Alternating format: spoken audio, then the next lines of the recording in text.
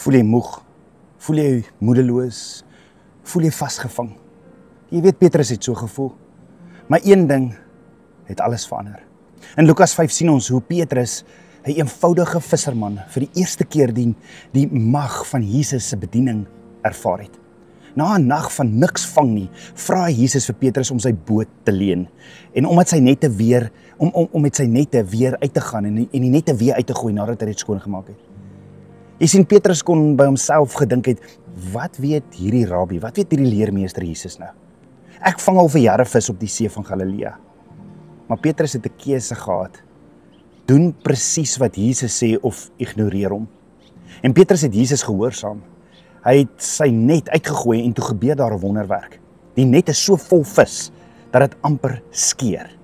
En dit is hier waar Petrus toe besef dat hy voor God se heiligheid staan en sy eie tekortkominge en sonde duidelik sien.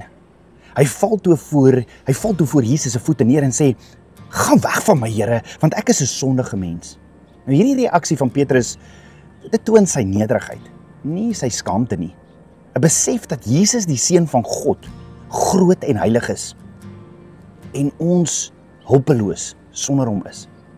En vandag voel jy dalk soos Petrus. Jy voel moedeloos, jy voel moeg en jou net is leeg.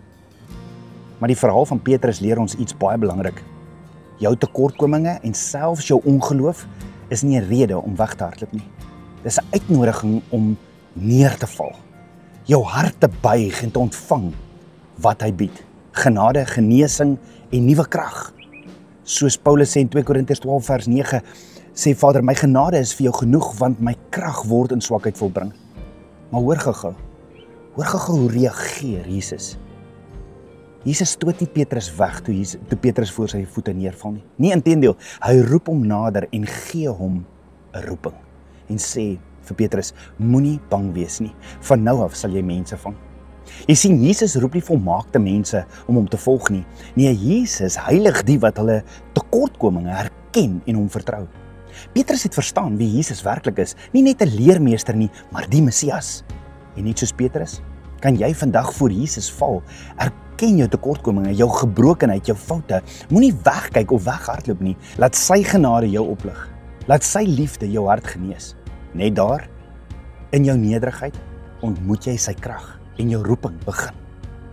Vandag roep Jesus jou, val neer by sy voete, maak jou hart vir hom oop en laat sy krag jou lewe verander. Los 'n hartjie in die kommentaar as jy jou hart voor hom neerbuig vandag en sy roeping wil aanvaar en volg. Jy hoef nie perfek te wees nie, jy hoef net te gehoorsaam. Hy roep jou.